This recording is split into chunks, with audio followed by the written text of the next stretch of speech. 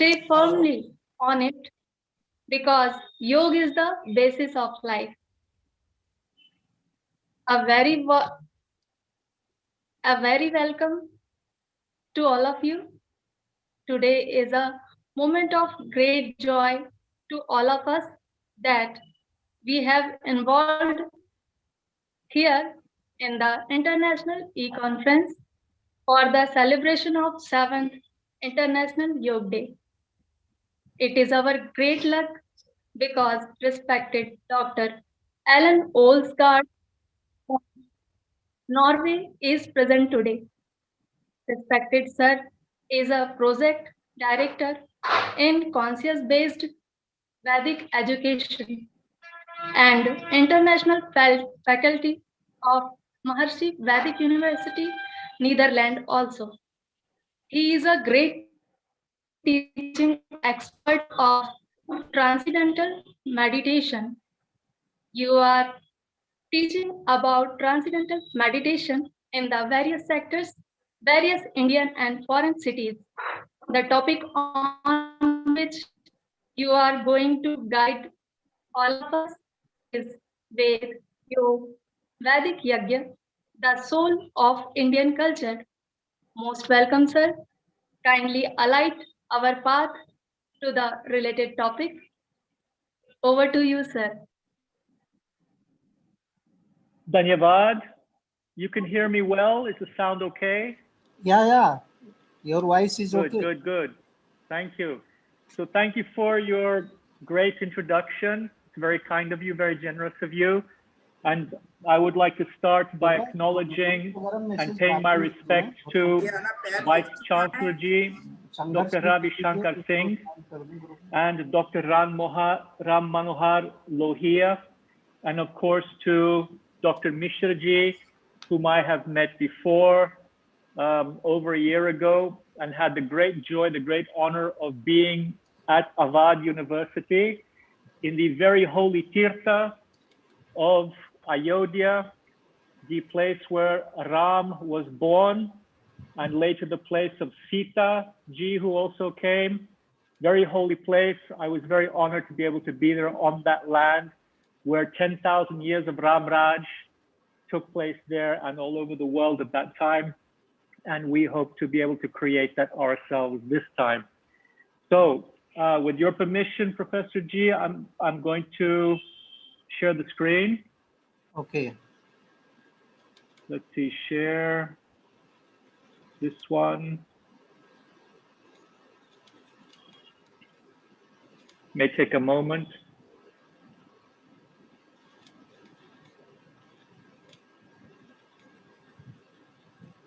Is there anything there? Yeah, it is visual. It is visual. So now we want to make it big. Good.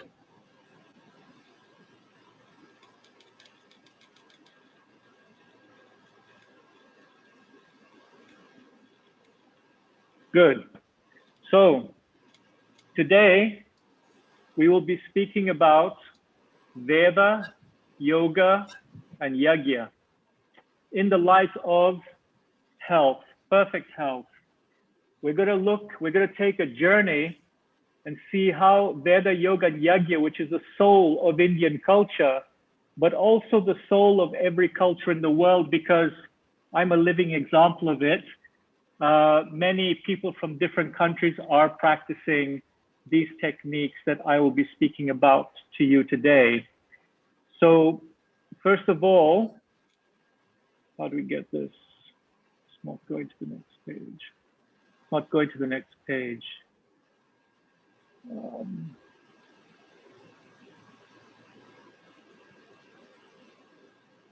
Yeah, I'm stuck here. Oh, okay. Now it moved. So I would first like to acknowledge the inspiration of this talk on Yoga, Veda, Yoga, and Yagya from my Guruji, Maharshi Mahesh Yogi, who is known in the world as the founder of Transcendental Meditation and the TM Cities program, and the countless hours of lectures that he has given to us about Vedic Gyan. There are a massive library of tapes, which Maharishi explains all the different areas in society which are applicable to us to perfect our lives, to grow and evolve to higher states of Chetana. And Maharishi given us all this knowledge. Yeah, I'm having problems here getting to the next slide. Why is that?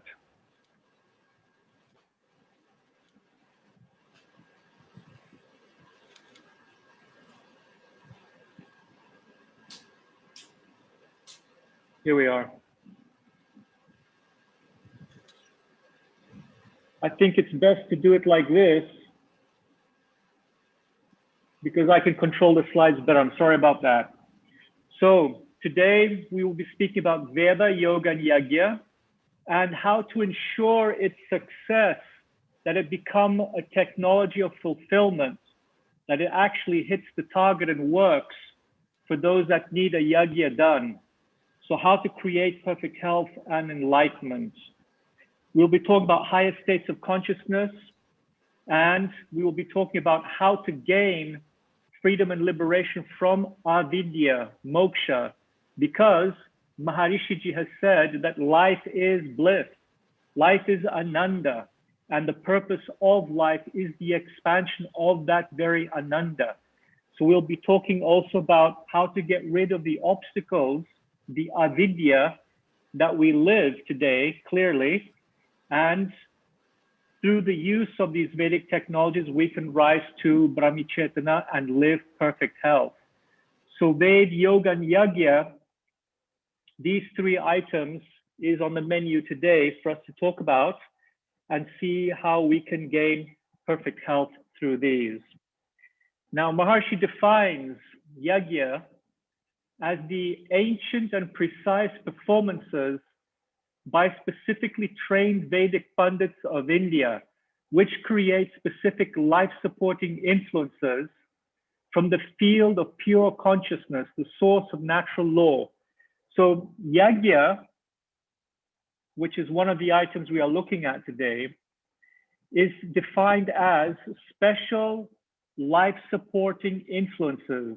These are the technologies which are used in Yagya. And they should be used from the field of pure Chetana within the Pandit who is performing these. Because this field of pure Chetana is the residence of all of natural law, the laws of nature, the Devata value that the Vedas describe. So when we do Yagya, we are actually trying to invoke a particular natural law, a Graha or a Devata, it's the same thing, to be able to forward and move forward our evolution.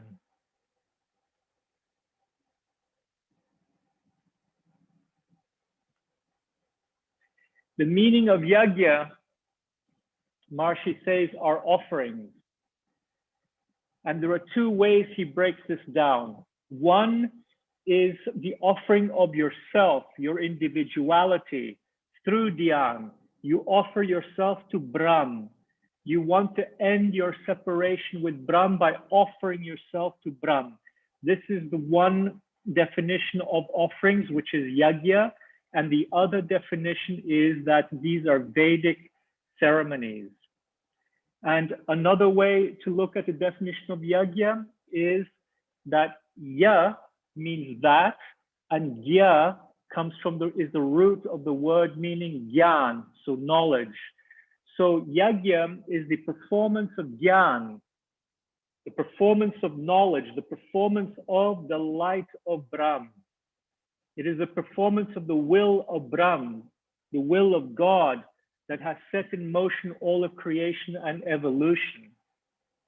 It is from that state of Brahm where we experience and we see evolution starting from that state of Atma, expressing itself as Vishwa and Sharir.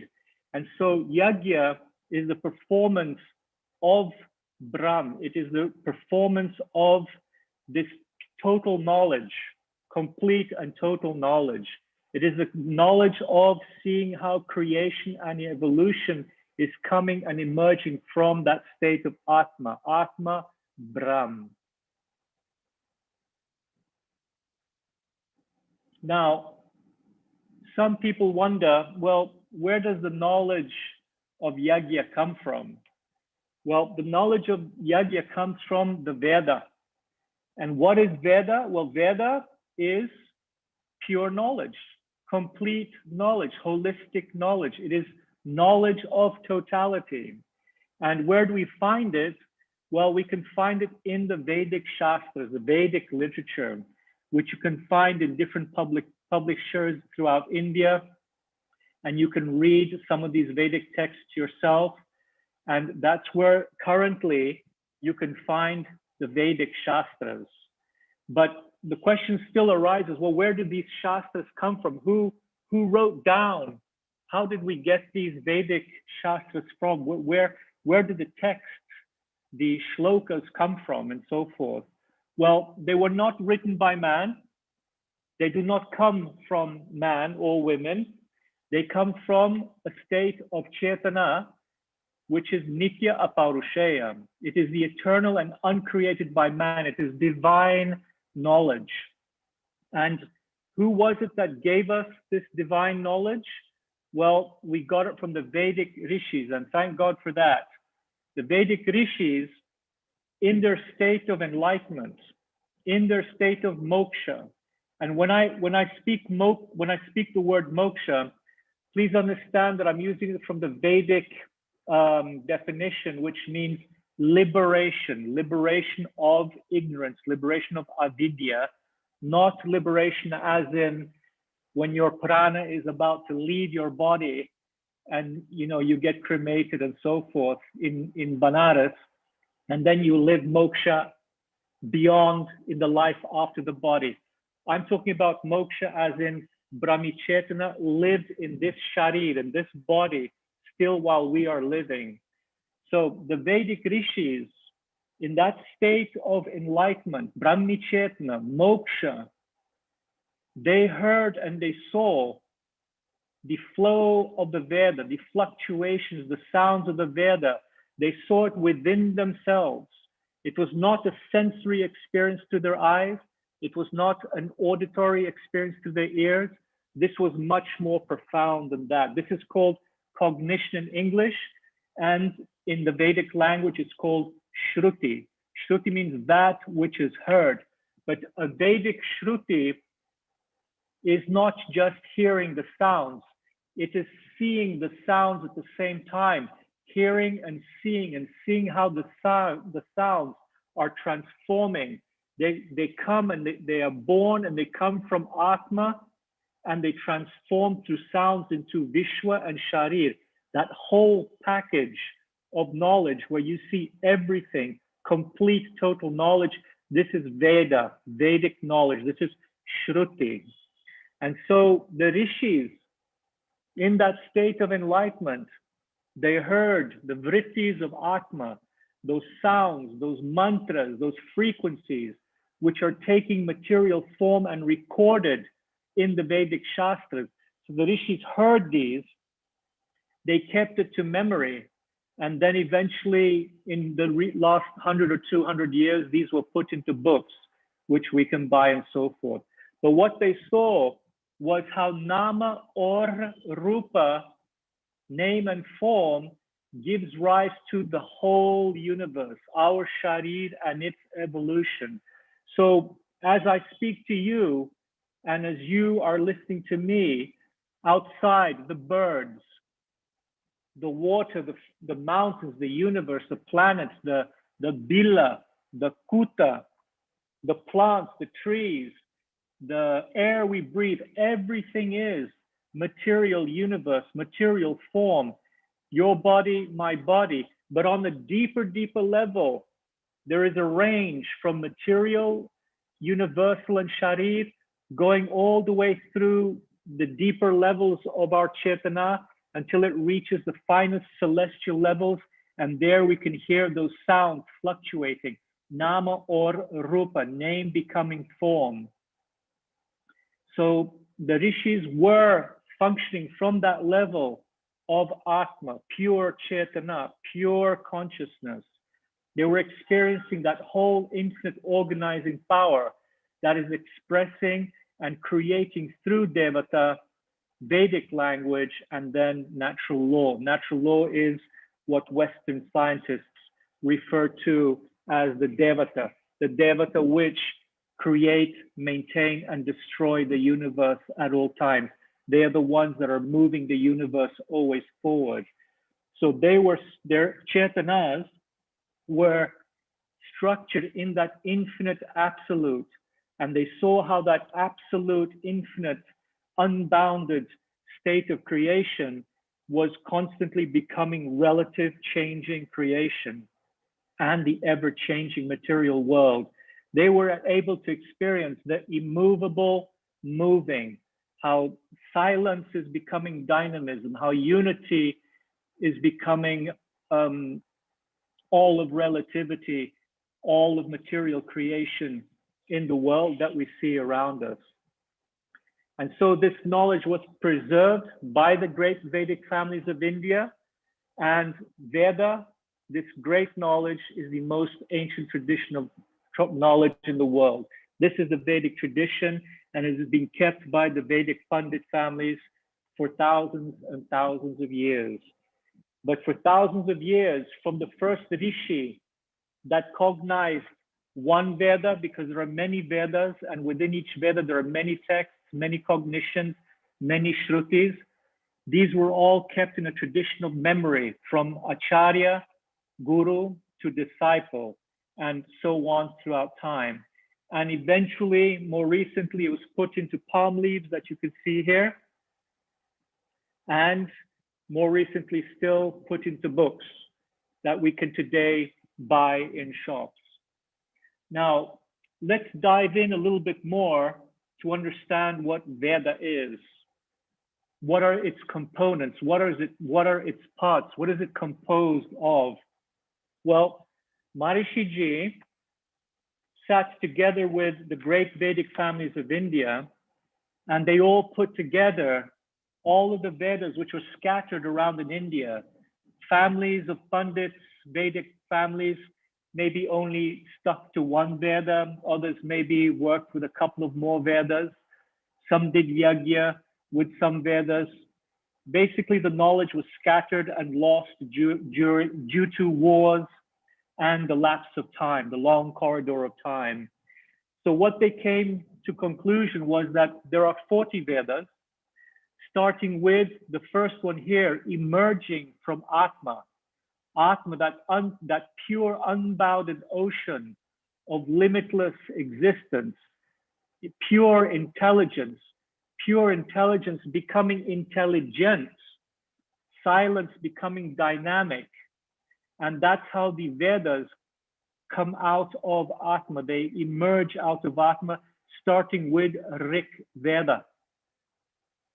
And then it further elaborates itself into Samaveda, Yajurveda, Atharva Veda. Then come the texts of Shiksha, Kalp, Vyakran, Niruk, Chan, Jyotish, Nyaya, Vaisheshik, Sankhya, Yoga, Karma, Mimamsa, Vedant, Gandharva, Dhanurveda, Sthapatya Ved, the 9 texts of Ayurveda, Upanishads, Aranyak, Brahmana, Itihas, Puran, Smriti, and the last 6 are the Pratishakyas. So all of these Vedas, the last to the first, the last is a commentary, an elaboration of the first. So every one of these 40 Vedas, or rather 39 Vedas, including Sama, Yajur, and Atharva Veda, are all elaborations, further expressions of Rig Veda. And Rig Veda is composed of 10 books, Dash, Mandal, and every Mandal of the Dash, the 10, are an expression of the first Mandal. And the first Mandal, everything in the first Mandal is an expression of the first Pada. And the first Pada is composed of 8 Rikshas and Agnim, Ile, Purohitam. And those 8 Rikshas are an expression of the first letter, which is A.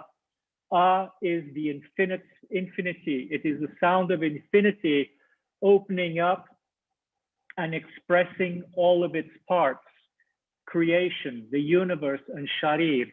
So all of these Vedas All of these 40 Vedas, some are one book, some are one book, but in 10 volumes like Rig Veda.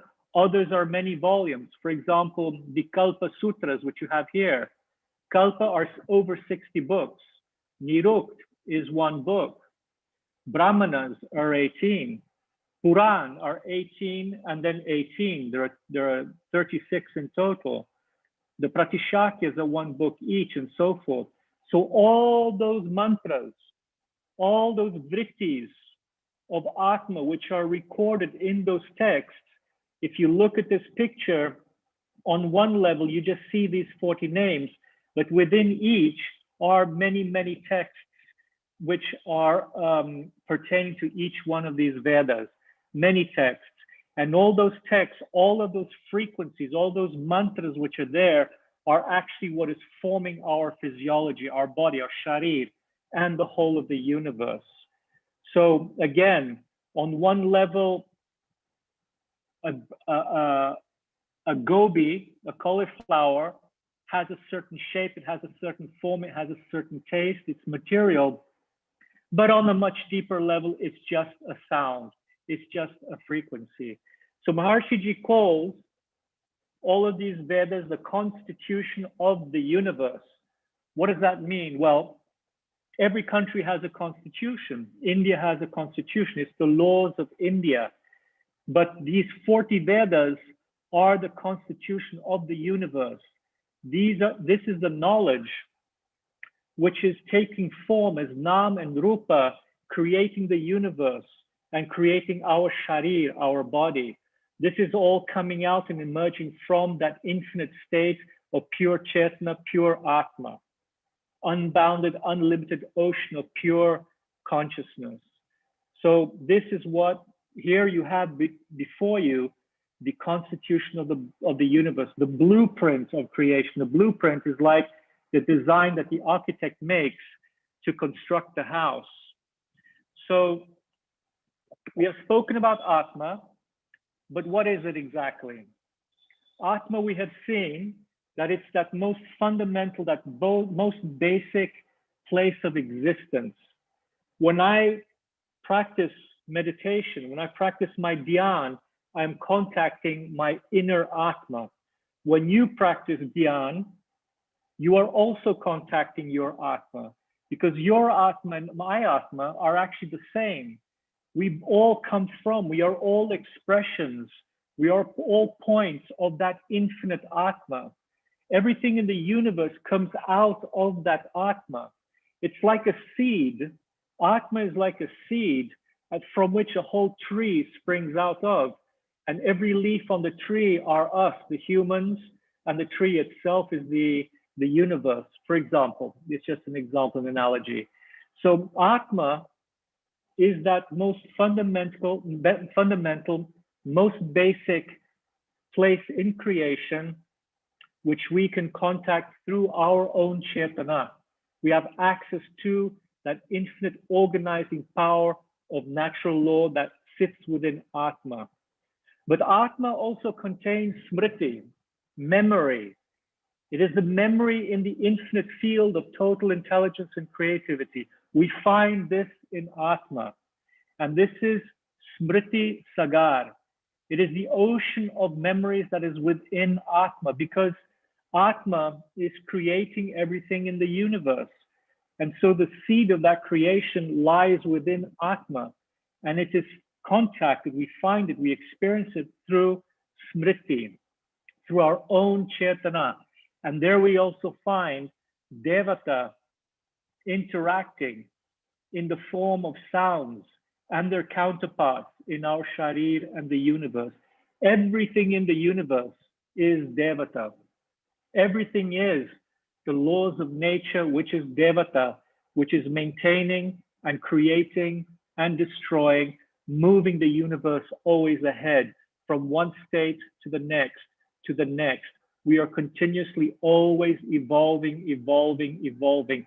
And this is orchestrated by Devata, which is found within Atma, and we can experience it through Smriti Sagar, the ocean of memories, which is the infinite field of total intelligence and creativity. and we find it within our own Chetana through the practice of Dhyan. And we will be speaking a little bit more about that as we go along. So to further understand Yagya, we also have to include Jyotish, because Jyotish and Yagya actually go hand in hand. Now, Jyotish is that all-knowing science of prediction. We need this science to be able to know when we need a Yagya done. So for example, if we have to do a health Yagya, which is the theme of this conference today, the theme of this conference is yogic lifestyle and holistic health. So if we need to do a Yagya to fix our health, we need to look at Jyotish. We need to see what is the imbalance. And once we've detected the imbalance, then we can apply Yagya, which is the action, the ceremonies that lead to evolution, the procedures which the Pandits do to be able to perform a Yagya. So Jyotish, that all-knowing science of prediction, looks at Smriti Sagar within Atma through the calculations of Jyotish. It can see our karma from the past, the present, and karma that is coming to us in the future. It can detect mathematically past, present, and future where we may need some help. So Jyotish calculates the good and the bads that are coming to us in this life. And then we can use Yagya to correct. Yagya corrects any problems that are coming or are foreseen by Jyotish coming to us. And this can be done on different levels. So Yagya corrects, it makes better our karma still to come. It allows us to evolve more easily by removing the obstacles coming our way, because the obstacles coming our way now are the results of obstacles that have been created by us in past lives. As you sow, so shall you reap. Every action has a reaction according to science. So we can correct these situations coming in the future, which are not positive for us. They hinder our evolution to grow. So we can neutralize that through the performances of Yagya by having the right sankalpa to invoke the particular devata or graha, if you will, to give us support. And this Maharishi calls Vedic engineering. Now, we think of engineering as engineers who studied at university, and they can build bridges, and they can build houses, and they can build roads, and more wonderful things. But the Pandit who does Yagya is performing Vedic engineering on an entirely different level, because he is not working with material objects. He's not really working with bridges and houses and roads. He is taking the vrittis of Atma. He is taking the shlokas from the different Vedic texts, and he's applying these to the Vedic procedures of doing Yagya. So he's correcting what is to come by focusing on the vrittis of Atma. He's using sounds, Vedic sounds, to correct. So if we remember what I said, that everything in material creation, even ourselves, at our basis we have sounds. It is the mantras, it is Nam Rupa taking shape into the world and the universe and our physiologies. The Pandit is taking Vedic sounds, he's going to a level that is much deeper, and he's bringing in a correction to those sounds to give us support from the Devata or the Graha, so that we can have a more easy evolution without or with less suffering. This we call Heyam Dukkam Anagatam. We avert the danger that has not come. So Jyotish can see where the danger is coming, and Yagya is able to, through Vedic engineering, correct through those sounds to invoke the particular devata so that we can avoid that danger coming in the future. Now, yajna, which is for creating perfection in life and perfect health, can be done to individuals like you and me. It can be done for whole cities, it can be done for whole nations and for the whole world. Not so long ago, there was a Vajrapaya Mahasoma Yajna done in Tirupati, and that was for the whole world to try to neutralize this whole situation that we are in today with this virus that we have. Now, some may ask, how does yajna work? How do the grahas affect us? How is that possible? Well, if you look at this picture here, this slide, what you see is the human brain, and you see the nav graha above here. This is the human brain. What has been found is that the definitions in the Vedic Shastras that tell us what are the responsibilities, the characteristics of these different grahas is very similar. It corresponds nearly one-to-one with the different parts of our brain. So for example, if we take graha number 5, this is Guru or Jupiter. Guru, the planet Guru, has the same corresponding characteristics and qualities as a part of the brain called the globus pallidus. And for example, Surya here, number 1, has the same corresponding characteristics as the thalamus, which is this section of the brain here. So as the planets are moving around in the solar system, as these heavenly bodies move around the sun, what happens is that they're having different effects on us because of the different times that we were all born. So Surya today might be having a debilitating effect on me, which means I need a yajna. But for you, it might be having a very good experience. So you would not need a yajna. And the same goes for all of these different planets here. And here is another view of where the yajnas are placed in the brain. And in this next slide, we see the 12 rashis, because Jyotish looks at the grahas, rashis, nakshatras, and bhavas, plus a lot of other complicated calculations. But in a very general sense, this is what Jyotish is looking at. And what has been found from our research done by Dr. Tony Nader in our university, Maharishi University, is that not only the grahas can be found with their counterparts in our brain, but also the 12 rashis have been located in basically in our cranial nerves, within the brainstem somewhere, within the brain. 12 rashis, the Aries, Taurus, Gemini, Cancer, Leo, Virgo, etc. These are also found within our brain as the cranial nerves, also on a corresponding one-to-one relationship. And the same thing with the 27 nakshatras. Their counterparts are also found in a collection of neurons in our brainstem.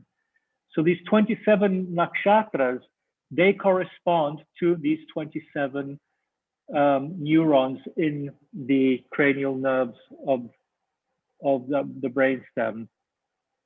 And the same thing goes with the bhavas.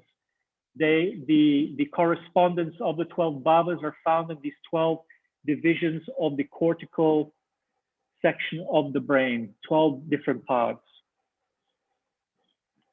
So as you can see, karma is real. One day you're single, another day you're married. One day you're a normal person, a year later you might be wealthy. One day you're healthy, another day you're not healthy. The reason for all of this is because of the movement of the heavenly bodies, the celestial bodies, the grahas, the nakshatras, the rashis, and so forth, all having an effect on you, coming from karma that you did in the past.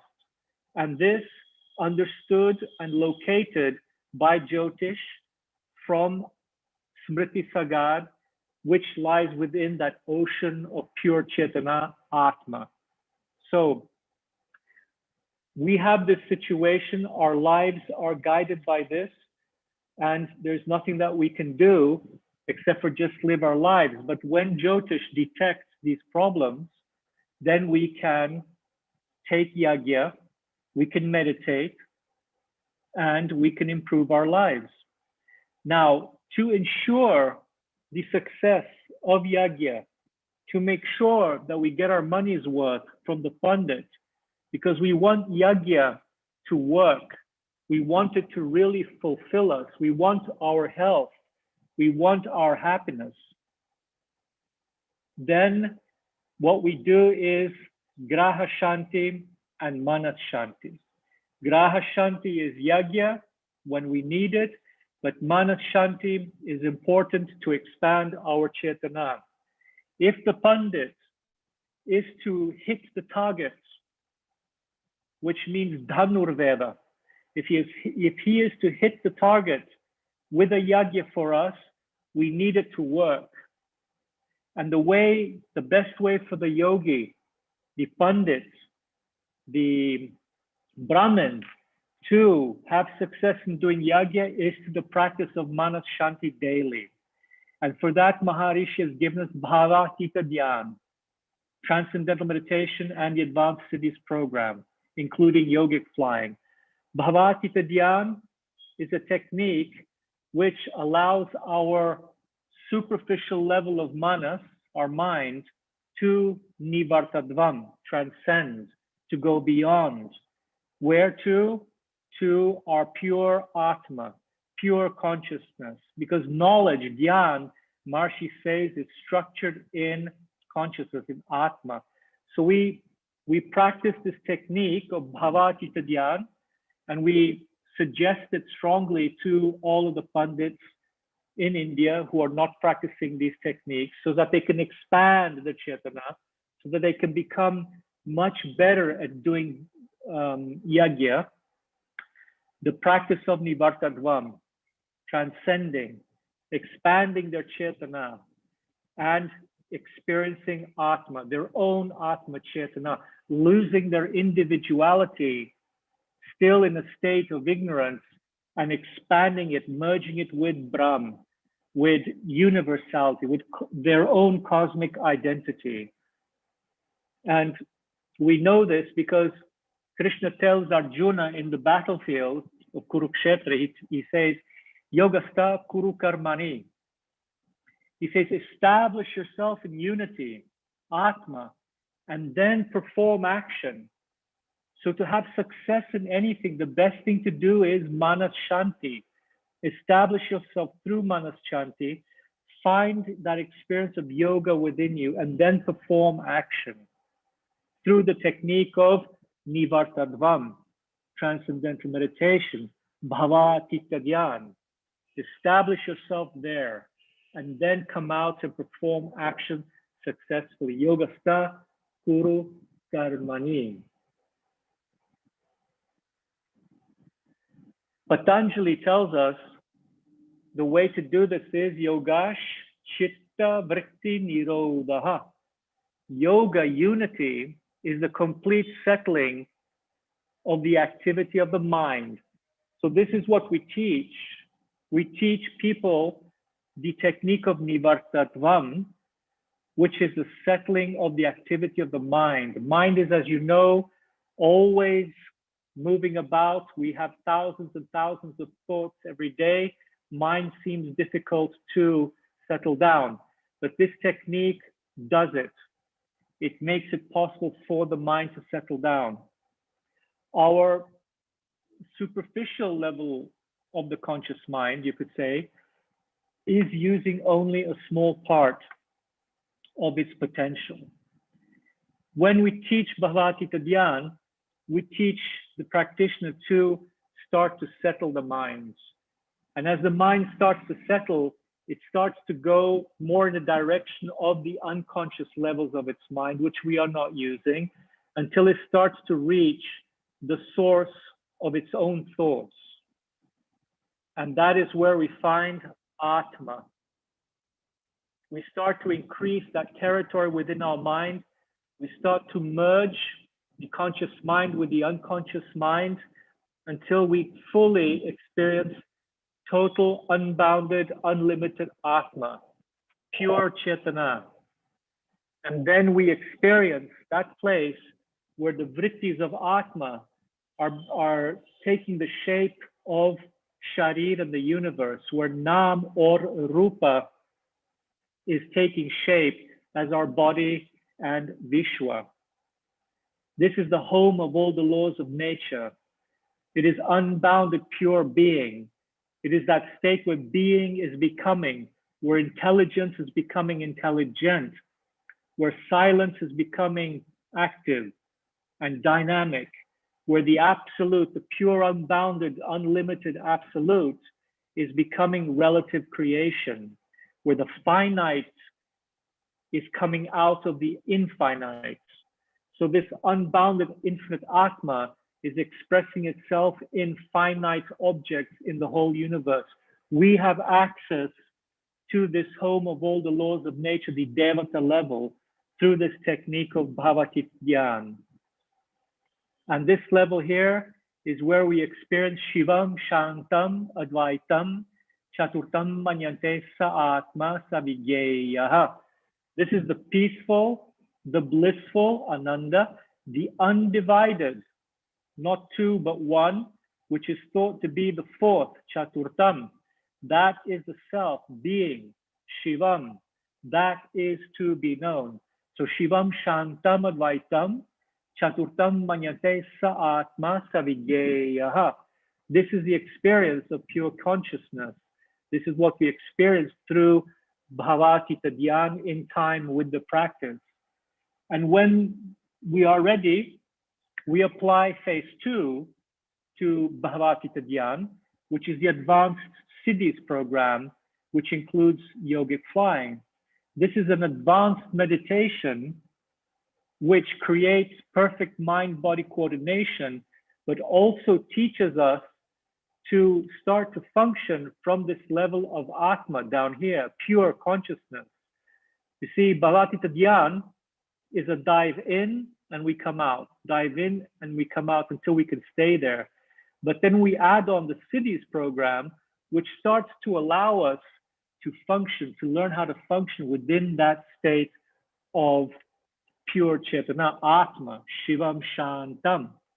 And this program of the Siddhis and yogic flying technique, the Shastras tell us, Yogi Padmasanastopi Bhuva Mutsrijya Vartate Vayu Siddhistada Jneya Samsara Shini. When the yogi rising into the air, sitting in the lotus position, departs, then the Vayu Siddhi, which is yogic flying, is known as a destroyer of darkness in the world. So one bonus from this program is exactly this, that you become the destroyer of darkness of the world. So Bhavati Dhyan and the Advanced Siddhis program and yogic flying, practiced by you individually, allows you to grow towards enlightenment. It allows you to experience in time Shruti, the Veda. It gives you more creativity, it gives you Ananda, it gives you Shanti, it gives you Vedic knowledge, Gyan. It keeps you more in your Dharma. It removes Agyan, it removes Adharma, it removes Avidya. But when practiced in groups, as a bonus, large groups like a whole school, then what happens is that that large group has the power to create light where there is darkness. You all become the destroyer of darkness. This is how we create Shanti in the world or in the city or in the country. But this part here is a talk for a whole other day. It's a whole PowerPoint. It's a whole different topic to discuss. And today we are devoting our time to yoga, Veda, and yajna. in the light of health. But this would be an interesting thing to talk about one day. Now, once the Pandits who perform yajna to help us with our health issues, once they have been practicing Bhavatita Dhyan and the Siddhis program, they're expanding their Chetana. They're becoming one with Atma, one with Brahm. It is like the drop finally becoming the ocean, like a wave in the ocean, not being at the mercy of the winds and the currents. It is like that wave now merging in with the totality of the whole ocean. It is the individuality that is becoming universality. The individual now becomes cosmic. This is the result of practicing Manas Shanti, Bhavatita Dhyan, and its advanced program, the Siddhis. Individuality ceases to live in separation, lost, moving about, not knowing what to do and where to go, at the mercy of karma from the past. Because now the individuality is becoming cosmic. The individuality is now beginning to live the infinite organizing power, the home of all the laws of nature, found within their own Atma. They're experiencing Shruti. They're seeing Nam and Rupa. They're seeing being is becoming, how being is becoming everything in the universe, including ourselves. That intelligence becoming creativity. The intelligence of Atma, that fundamental level of creativity, of intelligence, is all becoming together as one. This is Shiv and Shakti, Gyan Shakti and Kriya Shakti. It is unity, the experience of unity being lived within diversity. It is the eternal absolute, unmoving, becoming the changing relative at the same time, which is the movable, the moving.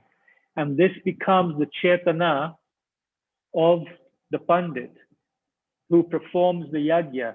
So in that state of enlightenment, that state of totality, wholeness moving within themselves, they experience Dure Drisham, Grihapatim Atharyum. This means far in the distance is seen the owner of the house reverberating. This means that the Pandit, the performer of the yajna, is here, but he is there also. He is seen here, but he is seen far in the distance, even in the other side of the universe, because he is not separated anymore. The universe is all an expression of him or herself. And this is not just for the Pandit, it's for all of you also. It is for every human being. But for the performer of yajna, this means that the whole universe being an expression of himself, the Pandit, then the grahas, the nakshatras, the rashis, and the bhavas, the devatas are all a part of his own chetana. There is no time, there is no distance involved anymore, because the Pandit is performing the yajna, invoking the devata, invoking the grahas, which are nothing but an expression of his own self. So this is how to ensure success in yajna. Whenever we need, for example, to do a yajna for health, it's to have a Pandit who has been practicing Manashanti and who really has the knowledge to do Graha Shanti, yajna. And in that state, the Vedas continue to tell us, they give us descriptions of our lives in the state of moksha, of enlightenment. Kasminu bhagavo vijñate sarvamidam vijñatam bhavati ti. Know that by knowing which everything is known. Know that by which everything is known. This is the practice of meditation, of dhyan, bhavatita dhyan. We plunge into that, which by knowing that, we know everything. This is the practice of Manashanti. The Vedas continue to say or confirm our experience, Ritambara Tatra Prajna.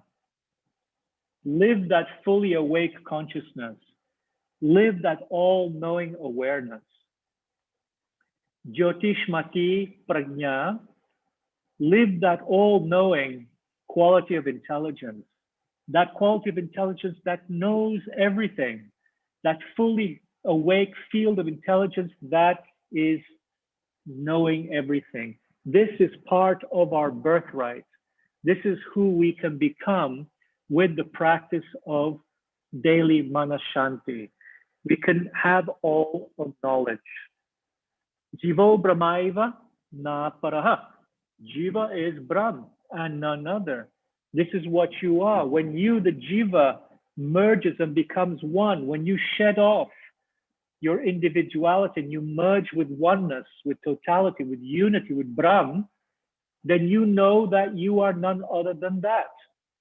These are again the Vedas just confirming to us the experience that we will have one day by virtue of practicing these techniques on a daily basis. Brahmaveda, Brahmaiva, Bhavati. The knower of Brahm is Brahm itself. So when you know Brahm, when you live Brahm 24 hours a day, then you know that you are Brahm and you always were that Brahm. It is just Brahm knowing itself. Brahm is knowing itself when you wake up to the Brahm that you are. Aham Brahmasmi. I am totality. I am Brahman. I am singularity. This means that you have established yourself in Shivam Shantam. You have gone up to higher states of consciousness after that. You now know that you are Brahm.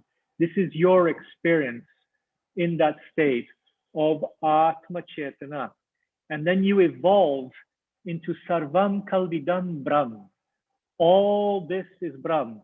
So not only you are Brahm, but you look out and you see the Bila, you see the Kuta, you see the Pushpam, you see the other human beings, you see the trees, the Vayu, the water, the mountains, everything, the food, Anna, that you eat, everything is also Brahm.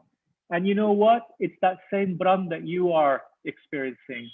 So Aham Brahmasmi, I am Brahm, I am living Brahm, but Sarvam Kalvidam Brahm, where everything else is also that same Brahm. Everything else is that same Brahm. Vedoham. The Vedas continue with these examples. I am the Veda. I am totality. Aham Vishvam. I am the universe. I am Vishwa, Vishvam. So, Yajna, which we have seen as offering, is wholeness offering itself to its own point. Through Yajna, which means offering, we offer ourselves through Manashanti, through Dhyan, the technology of Dhyan. We offer ourselves, and wholeness offers itself to its own point, us. Infinity moves to its own point, Sharir, us. So when we surrender ourselves to Brahm, then Brahm comes to us. It comes into our life, such that everything we do, our breath, our thoughts, our love, everything we do, how we move, is infinity. It is Brahm moving through us. And this is how we come out of adharma. This is how we come out of avidya. This is how we come out of agyan. And we live shanti. We live ananda. We live pure Veda, totality, Gyan, Vidya, and Dharma. It is unboundedness and unlimitedness, which is bowing down into us, the boundaries, the limitations.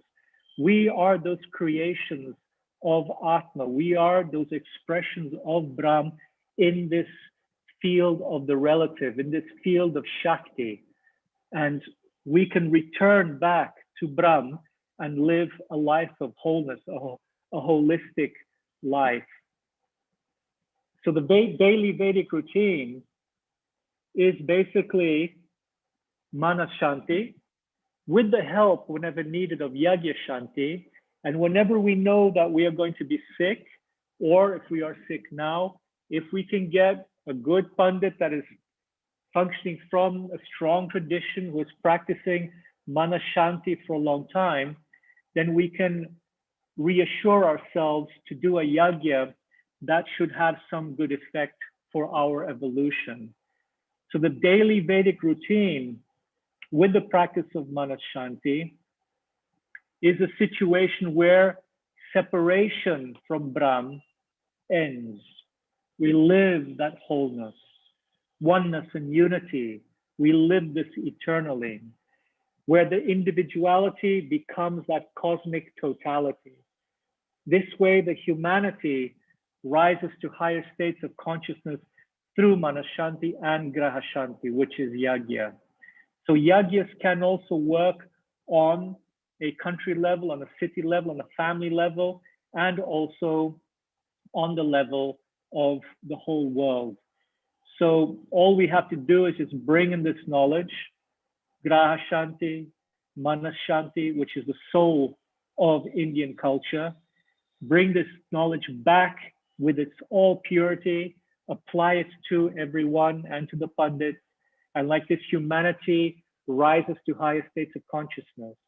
Humanity can live in perfect alignment with Dharma, which is the evolutionary power of natural law, which moves life in a positive direction.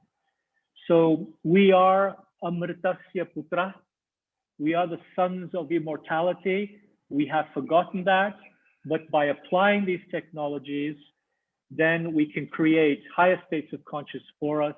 We can create Brahmi Chetana for everyone, and we can create Vasudhaiva Kutumbakam. The world is my family, world peace. And the following to end are examples of our Pandits that we have in India. I believe we have about 30,000 Pandits spread out throughout India and Nepal. Here they are practicing agriculture yagya to ensure a good harvest for the area of agriculture. And these are our Pandits in the Brahmastan of India. Here they are performing personal yagyas. Here they're performing Rudrabhishek. Every day from one place in India, 1,300 Pandits are performing Rudrabhishek to the whole world. And we have Gurukuls all over Nepal and in India also, where all of these Pandits wake up in the morning, they go through the Vedic routine as Maharishiji has given to them, which means they perform Manashanti, they practice Bhavati Dhyan, then they practice the Siddhis and Yogic Flying Program, and then they get together and then they do Graha Shanti for people who need it, for health reasons, for example, or other reasons. And they perform Rudrabhishek to the world in large groups. So here we have them again. And this is the campus where they live in the Brahmastan of India, which is expanding.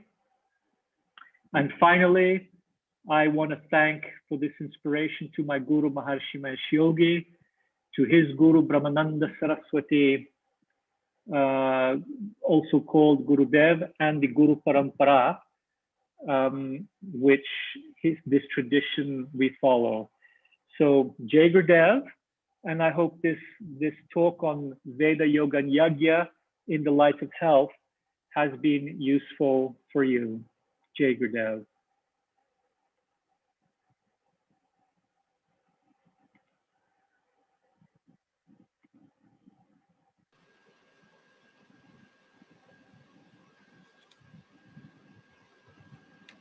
Okay, now it is over, Dr. Ellen. Yes, yes. Okay. So if somebody is interested in asking any question, any queries, somebody may ask few questions. If you have any query, curiosity in mind. Gayatri, would you like to ask any question? You have any curiosity in mind? I hope it was clear. Now it is very much clear, sir. I mean, I hope the message was clear. Yeah. So things are very important. And Gayatri, okay, you conclude the session. Unmute कर लीजिए. ठीक है. Thank you so much, sir, for alighting our spiritual yogic path. The session was so fruitful for us. Through your unique speech, we all tried to understand the depth of your thoughts and experiences related to the divinity of Indian culture. Thank you to everyone for joining such a wonderful and divine session. Sadat Pranam. Dhanyavad, Jai Gurudev. Dhanyavad. So Helen sir, thank you very much for delivering your speech on very short notice. You gave your consent, and I hope next time also you will cooperate us. And if this Corona is over, COVID is over, then you have to come to our university, because we have the collaboration with the MBU University, Holland, Netherlands. So this transcendental meditation, you will handle the class of the transcendental meditation and some part of it. We all faculty members and the students will be assumed to take lessons from your deep knowledge of transcendental meditation. Dr. Ellen, do you get me or not? Yes, I'm hearing you. Okay. So let us wait for the normalization process of the, society, and we are afraid of the corona nowadays. The third wind is also going to affect us. Let us see Yeah. whether it is going to affect, or we will affect the wind, or wind will affect us. So once more, sir, thank you very much. From our team, Dhanyavad. from the side of the university, the Department of the Yogic Science, the Institute of Physical Education, Sports and Yogic Science. So now today this session is closed. Tomorrow we will meet right at sharp time of 10 a.m. Tomorrow is very interesting lecture of Dr. Taneja. He is the MBBS MD and ENT surgeon, and he has done his PhD in yogic science, and he will speak on the science side of the yoga, how the brain is affected, the evidence, how the Kapal Bhati is affecting, and what physiology is affected, how the biochemistry is affected by the yogic practices.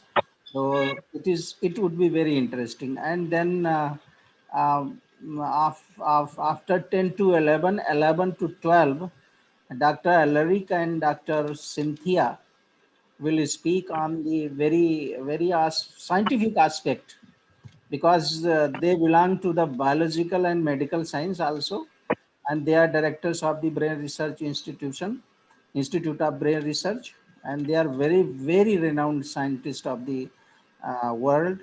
So please do not miss, because when they show this slide, we understand all the things. Sometimes your phonetic is very nice for us, for Indians. Your English is well easily accessible by us, your speech. But Yeah, tomorrow this may be some difficult, but when they show the slide, I think things are very much clear, because we are mature enough and we get it. So, and thereafter, Dr. Vinod Kashyap, he is an expert of the naturopathy, will speak, and the first session will be over. The third, in third session, the Dr. Chaitanya, very local yogacharya and a very renowned as well as local yogacharya will speak, and then there will be paper presentation session. We have received few papers, I have just collected the information from Sanghars. The mail which we had recommended for receiving the research papers that received too little, very less number. So I hope if you are interested, you can send your research papers, abstract, and you have to present it tomorrow. So after the session of Dr. Chaitanya, the paper presentation will be conducted, and we will look some cheer of this session. And okay, so thank you very much for today. Yeah, Dr. Mishra-ji. Okay. Dr. Mishra-ji.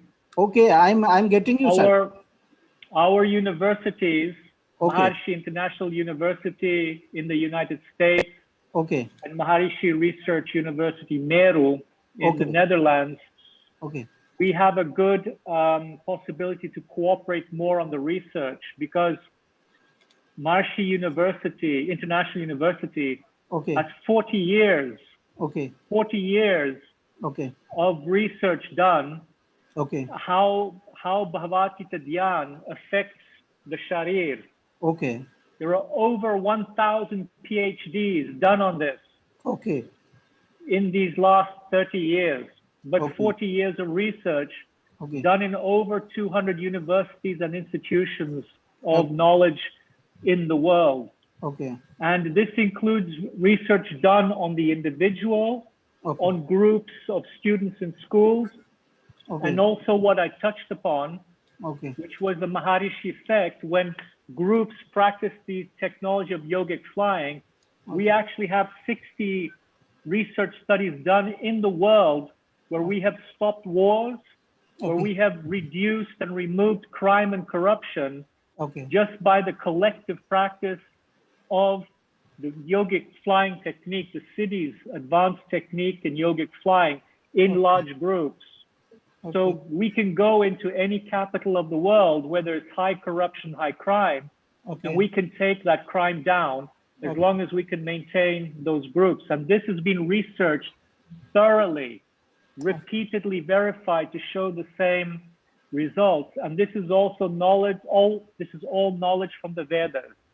okay, In addition to that, okay, research has been done also on where the Vedas are located in the physiology. Do you all remember those 40 aspects that I spoke about in the talk, that there are 40 aspects starting with Rig Veda and ending in Pratishakya, Okay. Rig Sama, Yajur, Tarva Veda, and Kaltiyak, and so forth? All of those shastras within those Vedas okay, have all been located in the body. okay, We know that Kalpa Sutras, for example, are in the limbic system of the brain. We know that all the other Vedas are all in the different body, all the different organs of the brain. And there is a whole big book about this, which was written by and researched by Dr. Tony Nader, who is Maharishi's successor today. He also went and looked at the Valmiki Ramayana and found that the whole journey, okay, the whole story of the Ramayana is Okay. not only happening outside, Hmm. but it's also happening within us.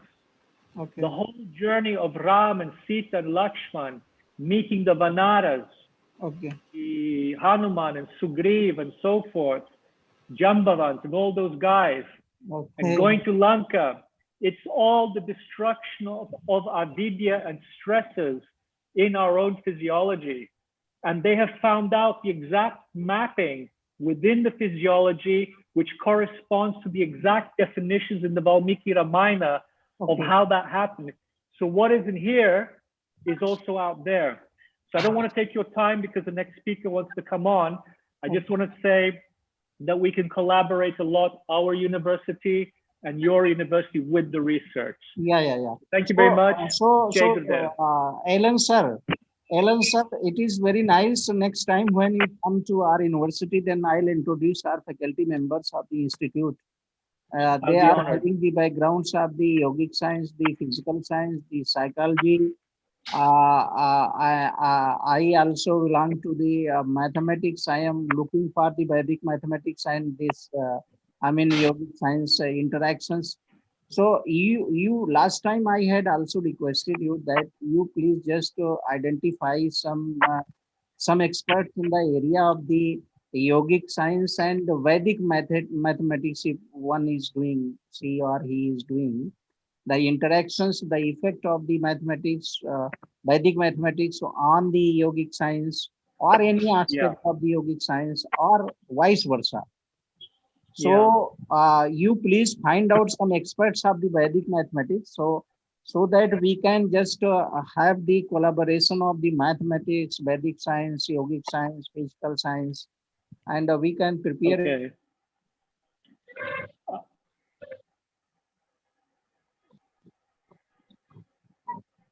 I think the picture froze.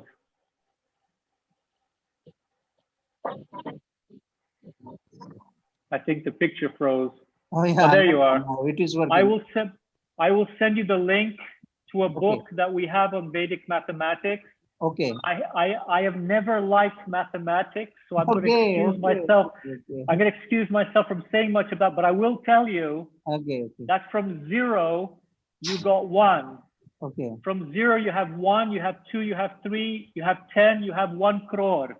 Okay. 0 is Atma. Okay. 0 is that field of infinite possibilities. Okay. It is that home of all laws of nature. It is from 0, silence, nothingness, pure Chetana, 0, from which all of creation comes out of. That is Vedic mathematics.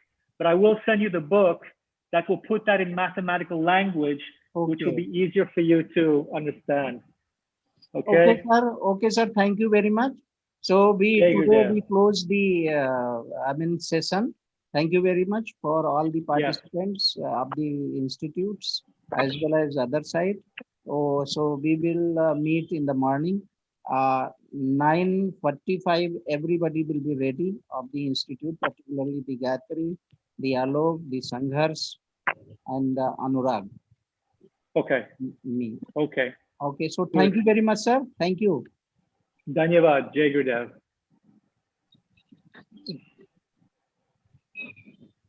Okay संघर्ष जी close ये YouTube पर है वो link भेज दिया जाएगा आप recording देख लीजिए यस सर